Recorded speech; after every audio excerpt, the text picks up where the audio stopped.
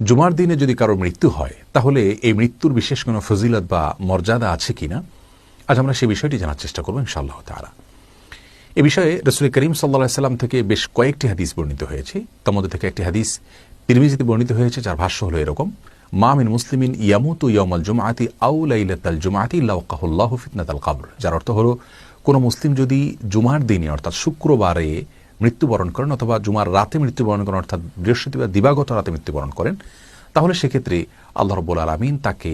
কবরের যে ফিতনা, পরীক্ষা বা আযাব তা থেকে হেফাজতে রাখেন, নিরাপদে রাখেন। এই হাদিস থেকে আমরা স্পষ্টতই জানতে পারলাম যে শুক্রবার দিনে অথবা বৃহস্পতিবার দিবাগত রাতে, তার মানে বৃহস্পতিবার সন্ধ্যা হলে, সূর্য ডুবে গেলে তখন থেকে নিয়ে শুক্রবার সন্ধ্যার আগ পর্যন্ত এই সময়ের মধ্যে কোনো মুসলিম ব্যক্তির মৃত্যু হলে সেক্ষেত্রে আল্লাহ রাব্বুল আলামিন তাকে বিশেষ মর্যাদা দিয়ে থাকেন, তিনি কবরের আযাব থেকে, ফিতনা থেকে মুক্তি লাভ করে থাকেন। আর কেউ যদি কবরের আযাব এবং ফিতনা থেকে মুক্তি লাভ করতে পারেন, কবরের বিষয়টি যদি তার কারোর জন্য হিসেব নিকাশের বিষয়টি, প্রশ্নোত্তরের বিষয়টি, পরীক্ষার বিষয়টি যদি সহজ হয়ে যায়, তাহলে কিয়ামতের তথা হিসাবের দিনের, হাসরের দিনের যে হিসেব নিকাশ তার জন্য